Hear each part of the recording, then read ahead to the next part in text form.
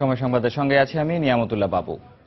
ঈদে রেলের আগাম টিকিট কিনতে তৃতীয় দিনের মতো রেল স্টেশনে ভিড় করেছেন টিকিট প্রত্যাশীরা। 11টি কাউন্টার থেকে টিকিট সংগ্রহ করছেন তারা। দীর্ঘ লাইনে দাঁড়িয়ে টিকিট সংগ্রহ করতে পেরে অনেককেই আনন্দ নিয়ে বাড়ি ফিরতে দেখা যায়। সেহরির পর থেকেই টিকিট প্রত্যাশীরা কমলাপুর রেল স্টেশনে লাইনে দাঁড়াতে শুরু করে। সকাল 8টা থেকে রেলের টিকিট দেয়া শুরু হয়, চলবে বিকেল 4টা পর্যন্ত। আজ দেয়া হচ্ছে 3রা জুলাইয়ের আগাম টিকিট। টিকিটের কালোবাজারি ঠেকানোর পাশাপাশি স্টেশন এলাকায় শান্তি শৃঙ্খলা বজায় রাখতে সব ধরনের ব্যবস্থা নেওয়া হয়েছে বলে জানিয়েছে আইনশৃঙ্খলা বাহিনী। আগামীকাল 25 জুন, 4 জুলাই এবং 26 জুন দেয়া হবে 6 জুলাইয়ের টিকিট। ফিরতে টিকিট বিক্রি শুরু হবে 4 জুলাই, চলবে 8 জুলাই পর্যন্ত। রেলের সব রুটে প্রতিদিন বিক্রি হবে 47,000 অগ্রিম টিকিট। সরাসরি টিকিট কেনার পাশাপাশি মোবাইল ও ইন্টারনেটেও টিকিট সংগ্রহ করতে পারবেন যাত্রীরা।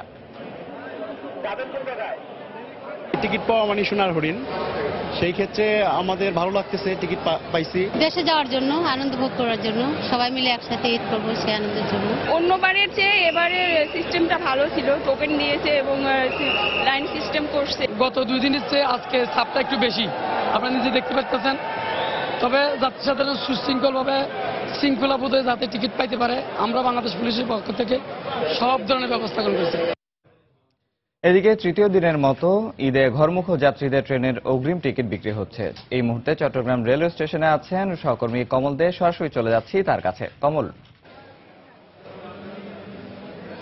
ধন্যবাদ বাবু। বন্দরনগরে চট্টগ্রামে অনেকটা উৎসব মুখর পরিবেশে চলছে ঈদের অগ্রিম টিকিট বিক্রি। বিশেষ করে প্রথম 2 দিনের তুলনায় কিন্তু আজ অতিরিক্ত ভিড় পরিলক্ষিত হচ্ছে পুরো স্টেশন চত্বরে। গতকাল বিকেল থেকে সাধারণ যাত্রীরা একটি কাঙ্ক্ষিত টিকিটের জন্য অপেক্ষা করছেন স্টেশন চত্বরে, এবং তারা রাতের বেলা যেমন এখানে রাতের ভাত খেয়েছেন এবং ইফতারও করেছেন, এমনকি তারা সেহরি খেয়ে ফজর নামাজ পড়ে অপেক্ষা করছিলেন টিকিটের জন্য। সকাল 8টায় টিকিট বিক্রি শুরু হয়েছে। এখানে মূলত প্রধান 7টি রুটের 10টি ট্রেনের 10,049 টিকিটের মধ্যে কাউন্টার দেওয়া হচ্ছে 6,831টি টিকিট। তার সাথে যুক্ত হয়েছে চাঁদপুরের বিশেষ ট্রেন। সেই 2টি ট্রেনে কিন্তু 1400 টিকিট দেওয়া হচ্ছে এইসব কাউন্টার থেকে। যেহেতু আমরা এই যে প্রচুর সংখ্যক ভিড় ছিল, কিন্তু এবার যেহেতু কাউন্টার সংখ্যা বাড়ানো হয়েছে, সেখানে কিন্তু যাত্রীদের ভোগান্তিও কিছুটা কমেছে।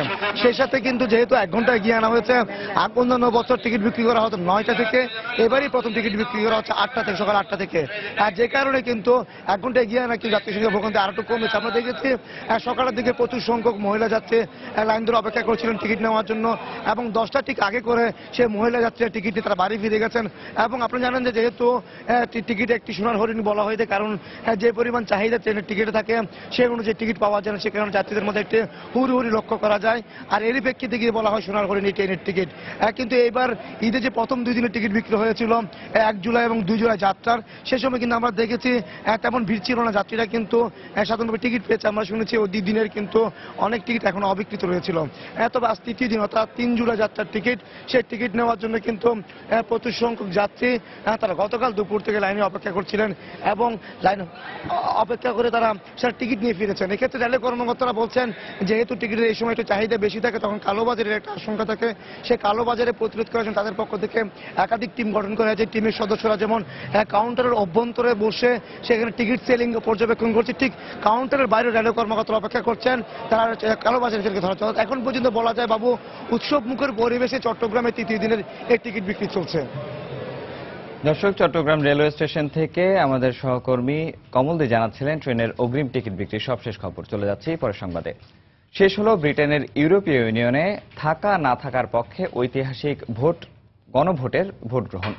চলছে গণনা। 382টি কেন্দ্রের মধ্যে এ পর্যন্ত পাওয়া ফলে ব্রিটেন বের হওয়ার পক্ষে ভোট পড়েছে বেশি। সেখানকার সবশেষ পরিস্থিতি জানতে আমরা কথা বলেছিলাম লন্ডন প্রতিনিধি শোয়েব কবিরের সঙ্গে। তিনি জানিয়েছেন বিস্তারিত। ব্রিটেন ইউরোপে থাকা না থাকা নিয়ে বহুল প্রতীক্ষিত গণভোটের ভোট গ্রহণ শেষ হলো বৃহস্পতিবার রাত 10টায়। বর্তমানে ভোট গণনা চলছে। এই নির্বাচনের ফলাফল ঘোষণা করা হবে ম্যানচেস্টার থেকে। এই জনরায়ে যদি ব্রিটেন ইউরোপ থেকে বেরিয়ে যায়, তবে তাদের অর্থনীতি রাজনীতি নিয়ে নতুন রূপরেখা সৃষ্টি করতে হবে। গত জাতীয় সংসদ নির্বাচন এবং লন্ডন মেয়র নির্বাচনের চেয়ে এবারের কেন্দ্রগুলিতে ভোটারদের উপস্থিতি ছিল বেশ লক্ষণীয়। বাংলাদেশি বংশোদ্ভূত ভোটাররা বলেছেন তারা ব্যক্তিগত স্বার্থ নয়, ব্রিটেনের স্বার্থেই যেদিকে ভালো হয় সেদিকে তারা ভোট দিয়েছেন। তবে ব্রিটেন কি আদৌ ইউরোপের সাথে থাকছে না বের হয়ে যাচ্ছে, সেই ফলাফল পেতে আমাদের অপেক্ষা করতে হবে শুক্রবার সকাল পর্যন্ত। শোয়েব কবির, সময় সংবাদ, লন্ডন। দর্শক, এই ছিল এখনকার মতো। যে কোনো খবর পেতে ভিজিট করুন সময়নিউজ.tv আর সঙ্গে থাকুন সময়।